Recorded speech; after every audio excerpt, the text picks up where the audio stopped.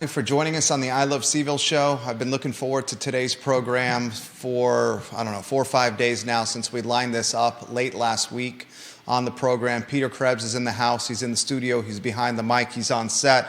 This guy knows the community inside and out. Piedmont Environmental Council, lucky to have him. Charlottesville, Albemarle County, and Central Virginia, lucky to have him.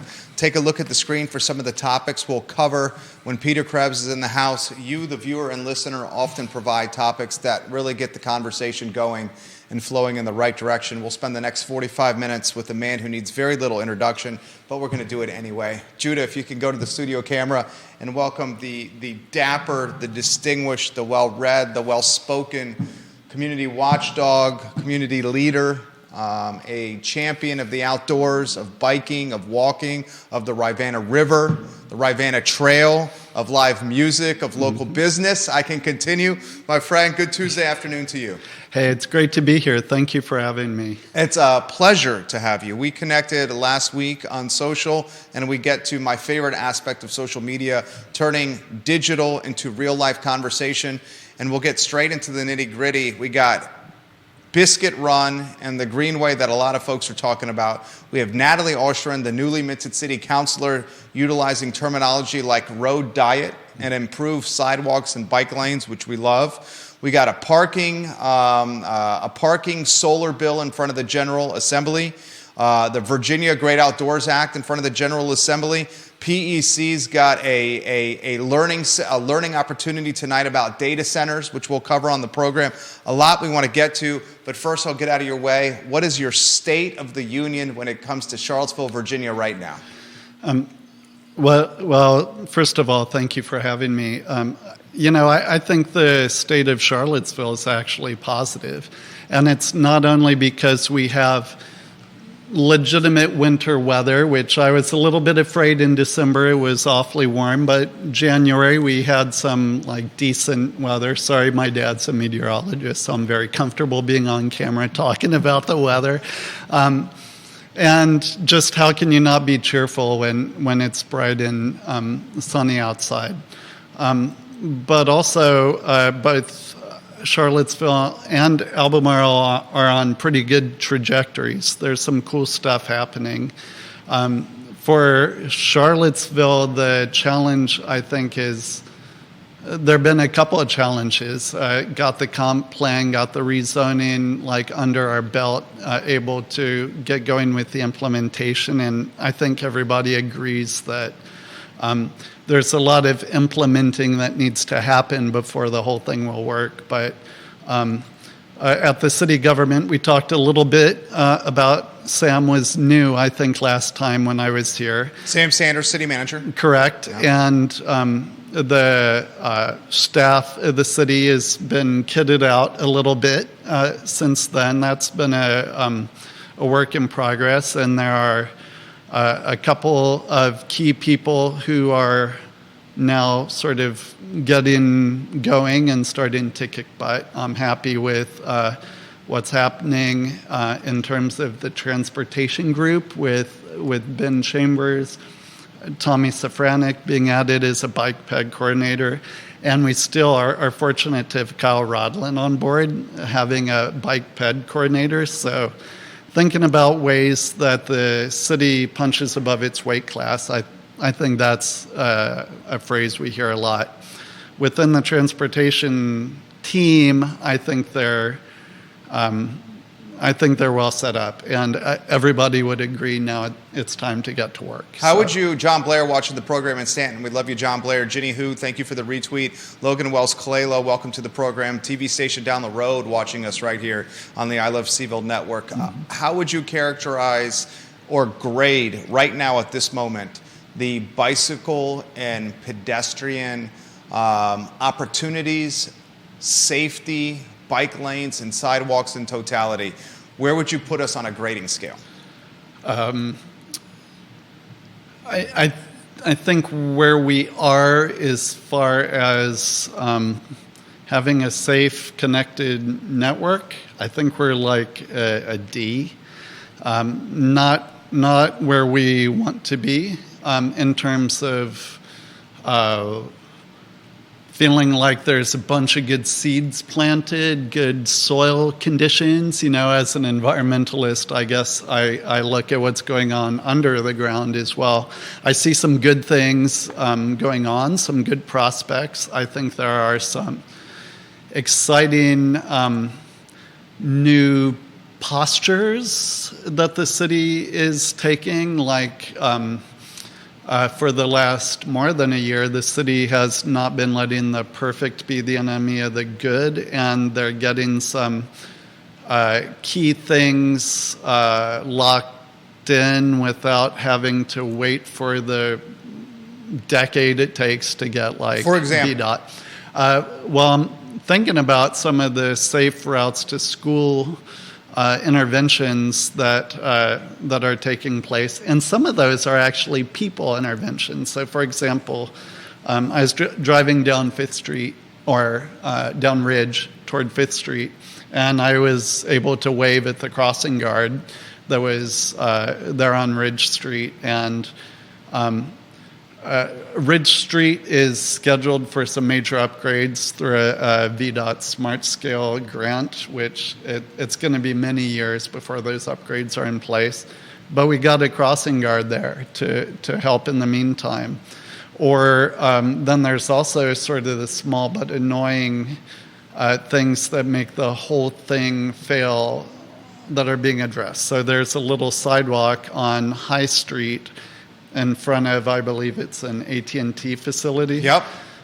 That entire corridor, because of that 100 yards or so of missing sidewalk, was a total nightmare for someone in a wheelchair. We got to give some props to Kevin Cox. Mm-hmm. Oh, yeah. This gentleman has been going to bat big time for sidewalks, for transportation, High Street in particular. I think Kevin Cox is watching the program right now. He deserves some credit. Big time. And he's been at it for a long time. Yes, he has. It would not be accurate to say Kevin picked up the phone and got a result. He has been working on that problem for like a decade. Right. And it's bearing fruit. And thank goodness that he stuck with it. I've called High Street the most underappreciated, underdeveloped, disrespected corridor in the city number of times on this program. Agree or disagree with that? And it's a perfect segue into the city buying Zero East High Street from Wendell Wood, taking housing out of the ecosystem at a time of upzoning, but preserving the Rivanna River and all its fruits and glory. Anywhere you want to go on those two topics? Oh man, there's a whole bunch there, and I think there are other corridors that would like a word with you about being the worst corridors in the region, but maybe we'll leave that for another time. I would love to know your corridors. I think 29 would like a word with you. Okay, I give you that. 29's a cluster. Fifth Street Extended at 64 would like a word. Extremely dangerous corridor, that one right there. Absolutely. Yeah.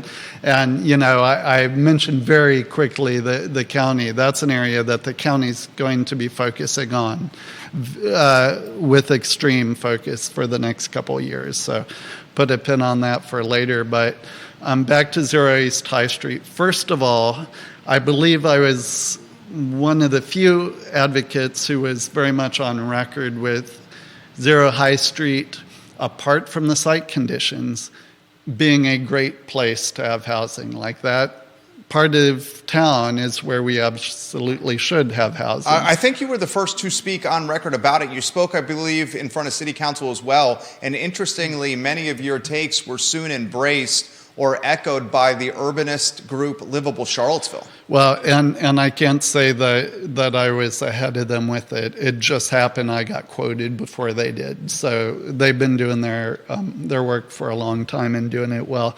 I don't think the ship has sailed on having any housing there. Really? But the ship has sailed on Wendell's project, thank God. But I don't think it's a foregone conclusion that there could be some housing. After all, there are existing houses on some adjoining parcels. So I don't think it's impossible to have housing, but that project was absolutely incompatible with the city's goals in many different ways. Do you think it was a genuine play by the developer, Wendell Wood? I don't think it was a serious proposal. I think he was serious in trying to accomplish certain goals, but not necessarily that one. Well, you have to let me unpack that. Does that mean the financial exit he received was his primary goal, in your opinion? I think deaccessioning the property in some kind of way from his inventory was probably some kind of important goal for him. I can't speak to what's in another human's head. Fair. And it's likely that, like all of us, he had multiple competing, priorities. But I think unloading that property from the inventory was a significant motivator. Peter Krebs dropping dimes here on the program. He's fantastic at what he does. I'll throw this to you here. The Rivanna Trail, the Rivanna River, hand in hand. We have a potential connector on the south side of Charlottesville and southern Albemarle County with the Biscuit Run Greenway. I'm on record on this talk show loving this. Late last week, you put together a top 12 list on the fly during the program, made the show better last week. I think he's got his top 12 list. Judah's even getting a chuckle over there, and getting a chuckle out of Judah is difficult. 12 reasons why you think Biscuit Run Greenway is a good thing for the neighborhoods around it and also for the city of Charlottesville. Yeah, as a matter of fact, I was driving, and I was listening to the show while I was driving. I pulled over into the Mickey Tavern parking lot and banged out that top. That was impressive. List. Yeah, so definitely. First, I need to take my hat off to the county. I'm not going to do it because my hair is terrible underneath, but figuratively speaking, hats off to the county and to the Foxcroft and Mill Creek residents for showing up, all of them in good numbers. At Monticello High School last Thursday. Correct. Last Thursday, Okay. Monticello High School. A lot of people there, and a significant proportion of residents were there. Great discussion, a very honest discussion, a lot of questions that were asked. Some opinions were shared, and that process had sort of been a little bit on ice since the pandemic, and I believe the purpose of that gathering was to bring the project back into the public eye a little bit, to reinvigorate discussions. As I said, good exchange of ideas, and now it's important for the city, for the county, to sit down with their yellow legal pad and have a serious-minded negotiation with both of the two HOAs, and I hope... Which is what, Mill Creek and Foxcroft? Foxcroft and Mill Creek, that's correct. And hopefully come to very similar agreements with both HOAs. Now, both HOAs don't have exactly the same questions, concerns. So, for example, Foxcroft has a community center right next to the trailhead, and they don't want people filling up their community center's parking lot trying to get to the park. Totally reasonable. Mill Creek, on the other hand, they might be more interested in land use that's happening on and around the park. After all, they border Biscuit Run Park, whereas Foxcroft doesn't border the actual Biscuit Run Park. So not exactly the same negotiation, but it should be the same type of trail with the same rules and understandings in both sectors. We have a Mill Creek, and I won't utilize her name. She's a key member of the family, a Mill Creek resident, Mill Creek South specifically, watching the program. I won't utilize her name. She said, most of us want Biscuit Run because we are tired of people parking illegally in our neighborhood to access the trails. However, our biggest concern is, will this bring in more people who, let's just say, are using the trails to make some bad decisions? Those folks sometimes wander into the neighborhood, and that can make families with small children uncomfortable. Mm-hmm. Just for the record, she is in favor of the Biscuit Run Greenway, but she is highlighting that point. We'll go to Neil Williamson next. Your thoughts on that comment? Yeah, so our approach for at least the entire time that I've been working on this project is that the goal is to have an outcome that really benefits the residents of Foxcroft and Mill Creek first and foremost. After all, it is on their land.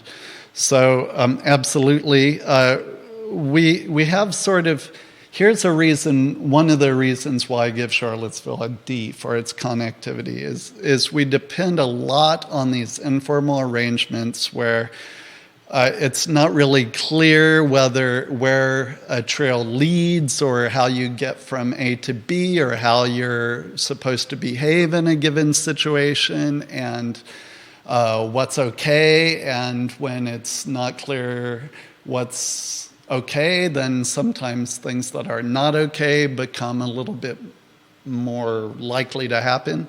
And by having that space be managed with intentionality.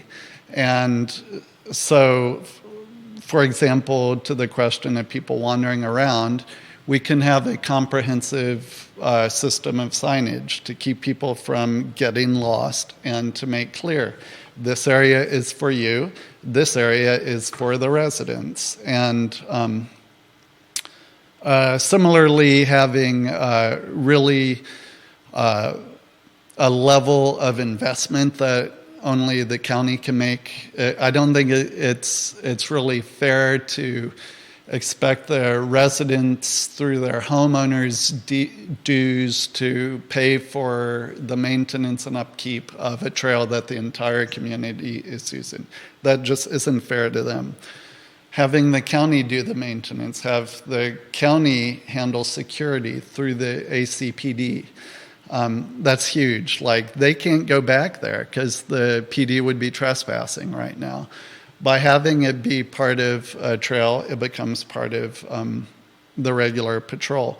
And so again, like getting out of this sort of gray area of connectivity into a more like cut and dry about what's okay and what's expected and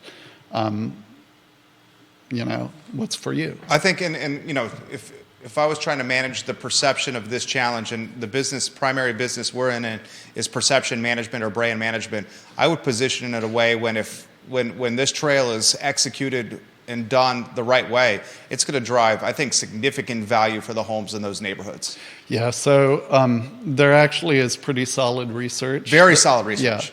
Yeah, and interestingly, the boost in property values is decreases as you move away from the trailhead.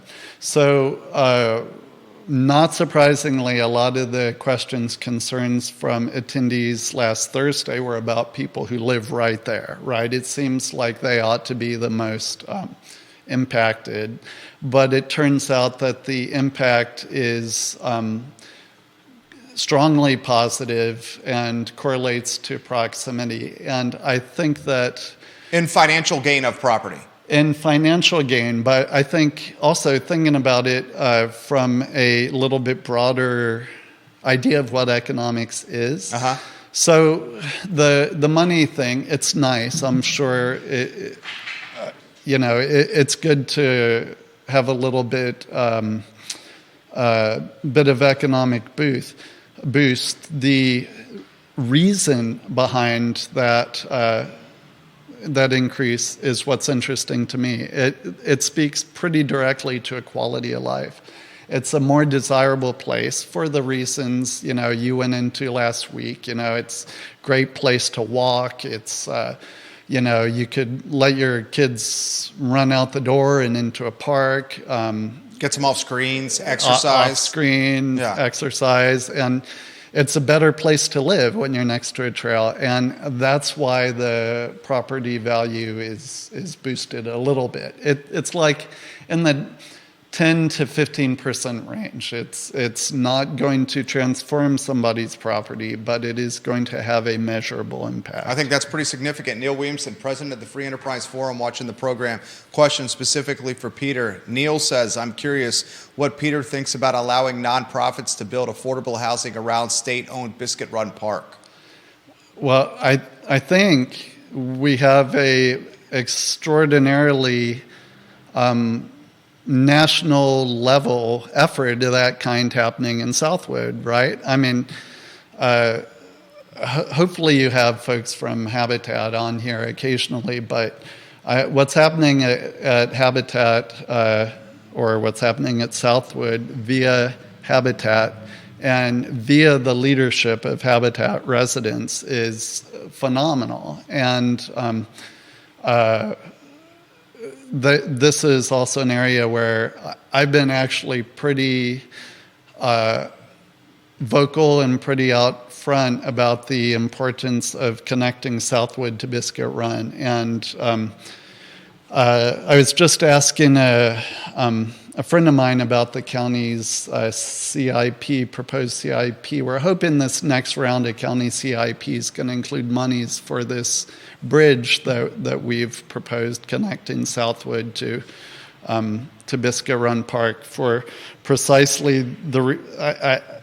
I know Neil pretty well, but I can't read his mind. But like, folks living in places like Southwood benefit maybe the most of all for proximity to the park. 100%. So let's get them connected. 100%. Having the folks in Southwood having access to Biscuit Run Park is a no-brainer, slam dunk, and I would say it's almost deserved. So thank you for the softball, Neil. I owe you one. Yeah. I think he was doing that. So the homeowner in Mill Creek South said the signage will definitely help.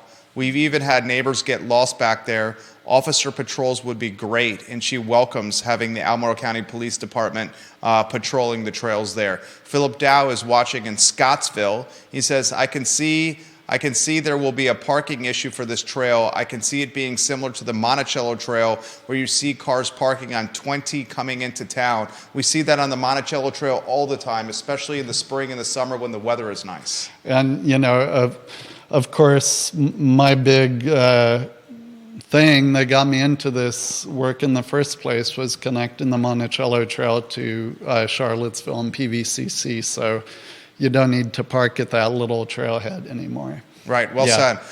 Comments coming in fast and furious here for Peter Krebs. And we promise we're going to bring up the road diet. The viewers and listeners are, in fact, why don't we go to it now? The viewers and listeners are beating us to the road diet. It came up a couple of weeks ago. Judah brought it up after reading the article, the profile in the Daily Progress on Natalie Oschrin, newly minted city councilor, the second youngest on the dais, Michael Payne being the youngest. She was quoted in the newspaper as being in favor of a road diet. She alludes by making the roads in the city more narrow, and the city owns the roads. By making the roads more narrow, the research shows that it makes transportation safer. Mm-hmm. She also alludes by making the roads narrow, aka a road diet, we could utilize the additional space for bike lanes and improve sidewalks for better pedestrian enjoyment, if you may. Right. Your thoughts on all this? Yeah, so all the time people say, like, why can't we be more like, Boulder or a lot of places out west? Well, we don't have vast amounts of land to play with. We are actually fortunate in Charlottesville. We don't have many, vast overbuilt roads, but our roads are indeed overbuilt. And because we can't necessarily add more right-of-way. We have to be much smarter with the right-of-way that we do have. And so having narrower lanes reduces speed of vehicles, and there are important thresholds where speed and safety come together. People are far more likely to survive a collision if it's in the 20-mile-an-hour range as opposed to the 35-mile-an-hour range. And we know that most people don't pay attention to a speed limit sign. So you have to use other ways to limit speed. And actually, one of the best ways to do that is to narrow down the lanes. So that makes the roads safer for people driving in cars. It's a good idea already to do that. but it also frees up real estate that can be used for more productive things than encouraging people to drive fast through the middle of the city. Judah, if you, Neil Williamson shares a link of what a road diet with a graphic, you're making the program better. It's on the I Love CVille Facebook group, the group, not the page. And he shares a link that shows a road diet image. I'll show it to Peter so he can talk about this here. Can you? I can see that perfectly. Judah, if you could grab this and give us a thumbs up when it's on screen so the viewers and listeners can also see what a road diet would look like. For example, Vanessa Parkhill, which she's a key member of our viewer and listenership family, she is vehemently opposed to the road diet and does the thumbs down emoji on screen here. I'm seeing it from others as well. Perhaps the road diet needs better brand equity or explanation or perception management, because maybe if you put that graphic on screen will help the viewers and listeners. Peter, anywhere you want to go on this? So that's a good start. With that graphic, I might even consider removing the suicide lane from that as well and using that real estate more productively also. Is the suicide lane the turning lane in the the center? middle, like the lane? double turning lane, Okay. but the principle is there, and so I think to Natalie's point, she was talking about having protected bike lanes, so grabbing a little bit more extra real estate and using that for a separation between the vehicle lane and the bike lane would be ideal. So I could imagine a lot of people thumbs downing that graphic simply because they don't want to be in a bike with only a stripe between them and the vehicles. And the graphic is on screen that Neil Williamson just shared. Judah, Moving Mountains on the program. They're seeing this graphic now. The suicide lane is on the right. It's in the right side of the graphic. It's the turning lane in the middle. Interestingly, and a lot of people do not know about this, the only reason I learned about this is because my wife and I looked at a home on Barracks Road that was on the market. This is going to be a reality on Barracks Road. The city is going to take a portion, and it's including some of landowners' property on Barracks Road.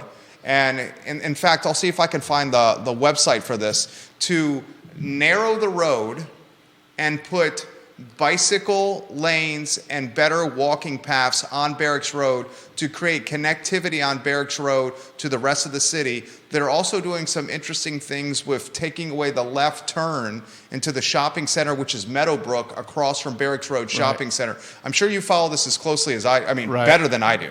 Yeah, so I believe that's the project that is on the steep hill dropping down to Emmett Street. 100%. And the website is barracksemmettimprovements.com for those that want to know. So that project's going to have a completely off-road climbing lane, sort of like they have at Beer Run right now. So getting the bikes that are, I mean, let's be real, going like 6 miles an hour trying to climb up that grade, just get them off the street entirely and onto a protected facility. But so I think we're not here to slay the messenger of that graphic, right? The principle, though. And again, Natalie was pretty specific about having protected facilities. Like, the more you're a vulnerable user, the more you're elder or a child or female or black or any of the vulnerable road users, the more it's protected, the more it's not mixing with automobiles, the better. One of the principles that we're seeing and being applied to transportation planning across the board is a focus on eliminating deaths and reducing serious injuries to the smallest number possible. So that's one of the reasons roundabouts have proliferated. You see a decent amount of fender benders on roundabouts, but you don't see people being T-boned and killed on roundabouts. So this protection of human life is something that I'm all for. Comments are coming in fast on this. Bill McChesney, the mayor of McIntyre, watching the program right now. Bill McChesney says a road diet and the goals of zoning are not compatible. Without parking requirements, on-street parking will be absolutely overwhelmed. Do you want to unpack that one, Peter? So I haven't seen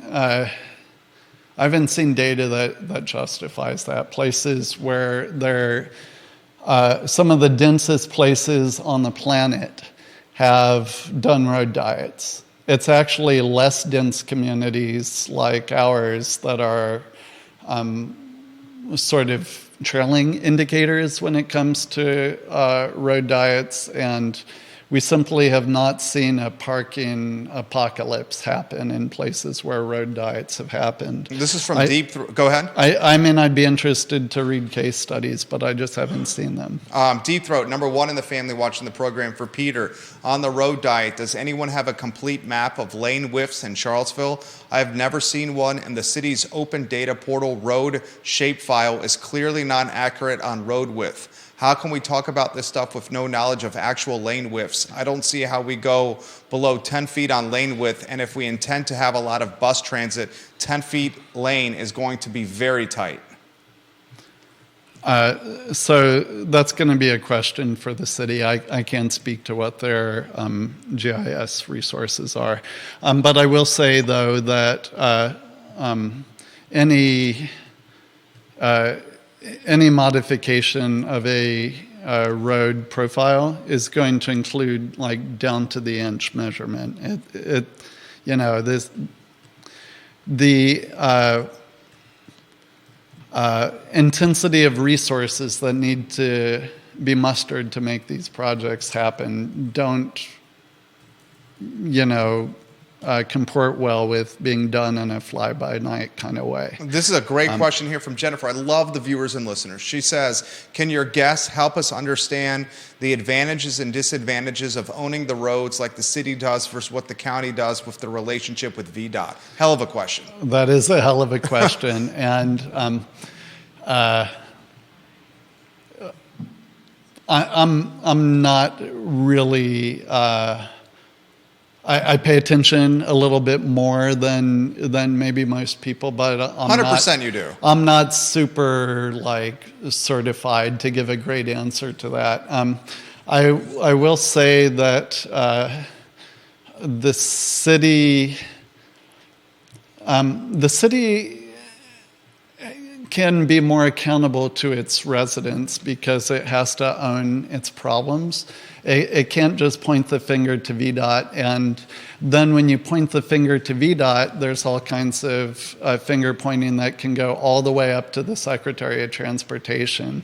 And I come from a family of civil servants, but I don't at all love it, we'll say that mildly, when I see somebody sort of finger pointing, saying, I'd love to help you, but this other thing is keeping us from helping you. Right. So in principle, having less layers gives the city greater accountability. On the flip side, Charlottesville is a place where we have justifiably high expectations.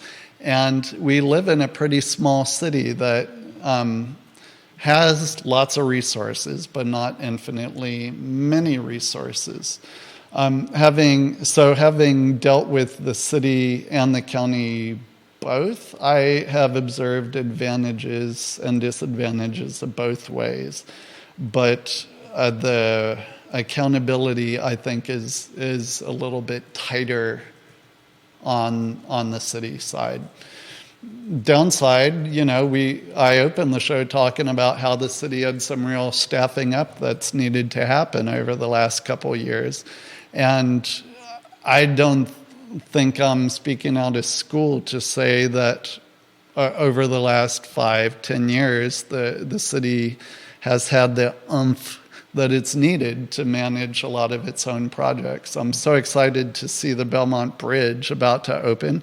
And speaking of road diets, we've had a road diet on the Belmont Bridge now for 3 or 4 years. and it has not been a traffic-opolix. It seems to have worked, and I wish that some of the projects that I've been watching for as long as I've been watching the Belmont Bridge, like the Barracks Road streetscape improvement that you mentioned, or Emmett Street, or Fontaine, or, I already mentioned Ridge. All these other projects have sort of been languishing. High Street is another one. Many of the projects do languish. I'm still waiting for the West Main Streetscape project to become a reality. I think that funding has now gone away. Which is unfortunate. Excited to see some of that going, but that is sort of actually one of the things that's exciting, where I was talking about the city not really necessarily waiting for the decade-long solution. So I've heard rumors that the city is going to take another stab at West Main Street. Really? This is fresh news to me. By road diet, rather than having a $40 million decade-long transportation infrastructure project. That's fresh news to me here. Yeah. Can you unpack that for me? Well, so I did not know this. Not every element of the West Main Streetscape required digging up pavement. Some of it was just thinking differently about where lanes are organized. And actually, you mentioned Livable CVille. Yeah. One of their very energized and real leaders from Livable CVille sort of digested a postmortem of the West Main Street debacle and said, was this Johnson or Gillikin? It was actually neither one. Okay. I believe it was Andy Arbon. Okay. Forgive me, Andy, if I'm misattributing something to you, but I'm thinking it was I believe an architect and an avid bicycle rider. Yeah. Don't know. Okay. But so he put forward a proposal like, okay, so let's play with some paint and see what we could do like now to make things like not perfect, but much better. So I think we might be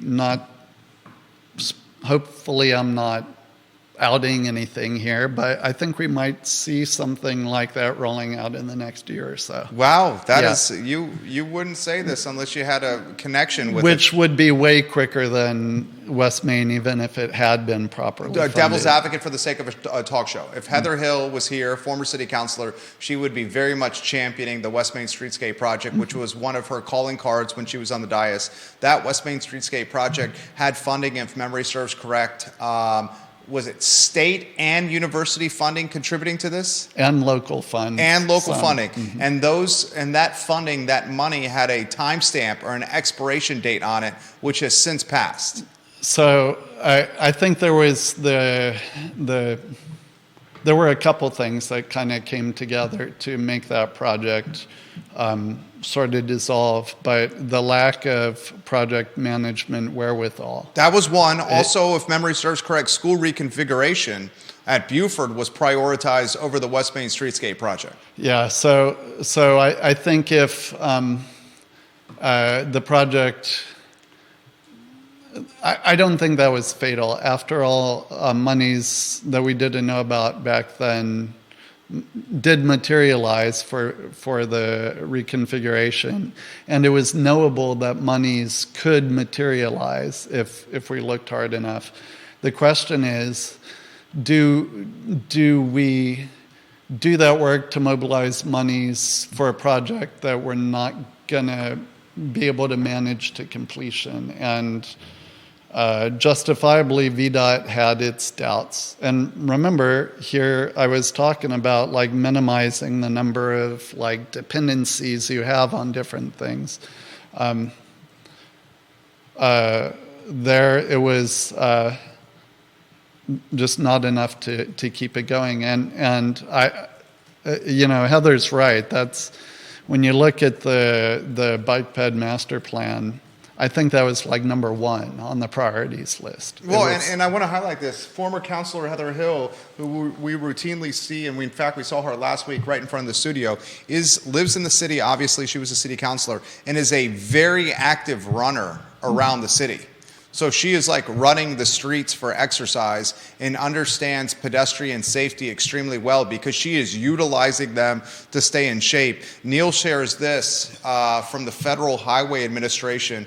While road diets can improve safety and accommodate motorized and non-motorized transportation models along a corridor, they may not be appropriate or feasible in all locations. Dan Pettit, Mustache Dan Pettit, who we've monikered, says, how would a fire truck handle narrow roads with cars parked on both sides? Do they complain at all? How do they make it through? Janice Boyce Trevelyan watching the program. Vanessa Parkhill highlights the Park Street project being a travesty. She's talking about the Park Street by the bypass, which could back up from time to time. Beautiful thing about this talk show is we don't mind if folks agree to disagree, just as long as it's done in respectful fashion. Trey Barham watching the program. Deep Throat, who is extremely active civically and speaking in front of the council and sending emails to local government. He says, let me add that my interactions with VDOT have been miles better than my interactions with Charlottesville's traffic engineer. So he's offering that perspective here. The show is on fire here. We're 45 minutes in. I threw a lot to you. Anywhere you want to go, and then we're going to have to go quick hitters. Time flies with my friend Peter Krebs. Yeah, so one of the things that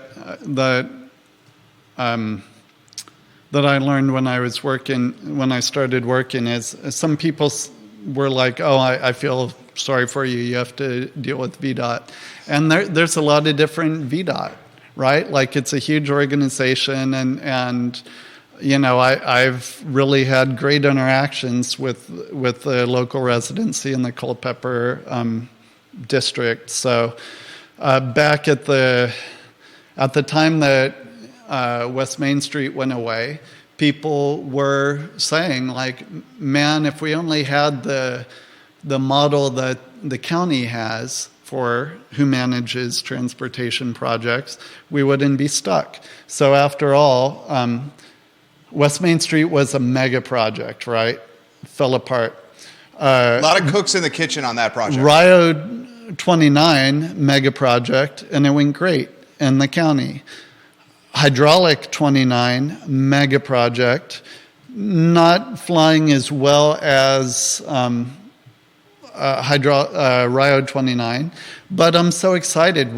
They're about to break ground on the pedestrian bridge. I think yesterday I drove by them breaking ground on the turn lane improvements that are happening at Hydraulic 29. So like Hydraulic 29 and West Main, about the same age as projects go.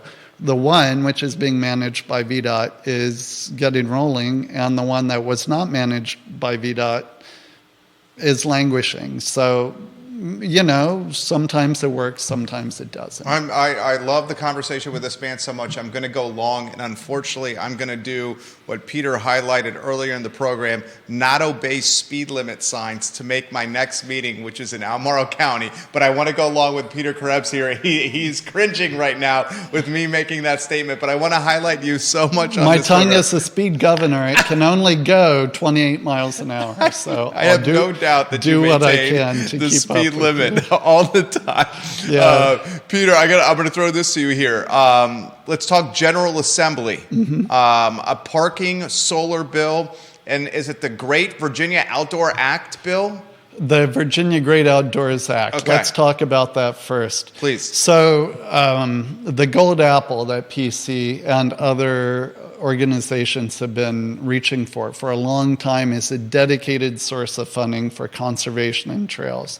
The Virginia Great Outdoors Act is going to bring between $100 million and $200 million a year for trails and park access and other conservation projects. So this is going to be a big source of funds for the new Virginia Trail Office, for example. We're very excited about that. That's going to be a game changer for the Commonwealth. You also mentioned the parking lot solar bill. Actually, Virginia, people ask me all the time, Peter, why don't they put solar over parking lots? It makes sense in so many reasons. It like keeps the car out of the sun. It keeps the car from getting frosted. makes it shadier for people to live, and it keeps the pavement from, absorbing heat and creating a heat island. And by the way, it's a major way to collect solar energy to help with our climate goals. Virginia is actually pretty far behind in implementing that stuff.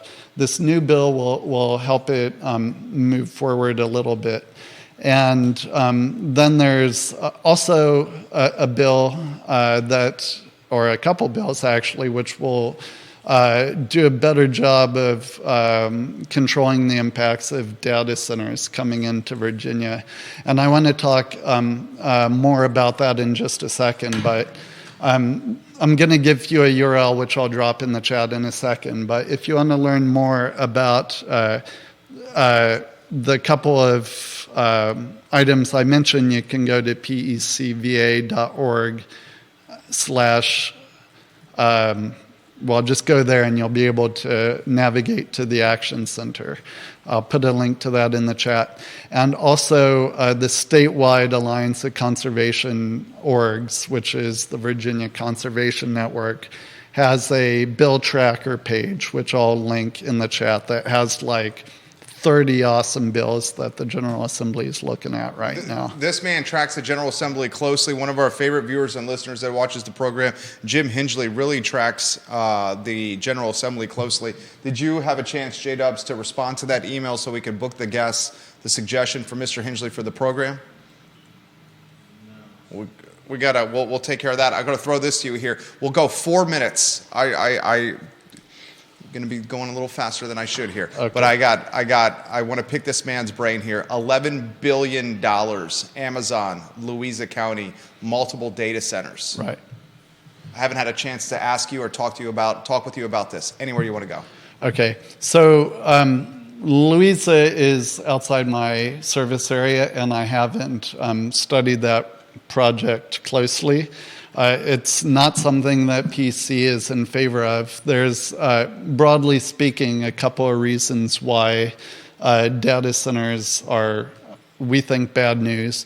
First of all, they're industrial uses that blow out the environment in so many ways. They're full of impervious surfaces. Their backup generators generate, pollution from their diesel generators. They require power lines that cut swaths through the environment, breaking up forests and creating lots of edge conditions, which is what wrecks forests and encourages the spread of invasive species. They use a tremendous amount of water to keep them cool. But the worst thing about it actually is the amount of power that they consume. So this is a complicated issue, and I'm going to try to say it simply, and hopefully I'll get it right here. But basically, the Virginia Clean Economy Act set forth a set of goals where within our lifetimes, Virginia will be able to meet its projected electricity demand through renewable resources. Yay, that's going to help us get ahead of climate change. Unfortunately, the data center industry will also use something like the projected amount of required energy within that same time, and that was not accounted for in the Clean Economy Act. So what that means is that it is likely that Dominion will keep online those polluting current power plants and build other unclean power plants.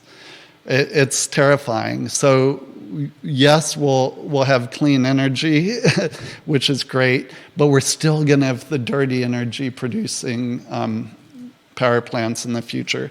And it's mainly because of data centers. And data centers do a little bit help with cloud computing, but those are not the main. Cloud computing is not the main reason for data centers.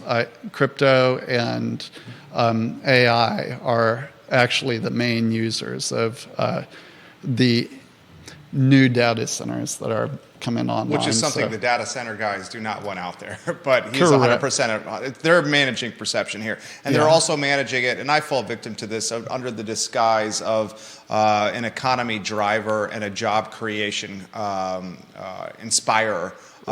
Which is basically brand management. Randy O'Neill's watching the program. Those funds are a gross misuse of funds. Confusing transportation with health and wellness is a failing strategy.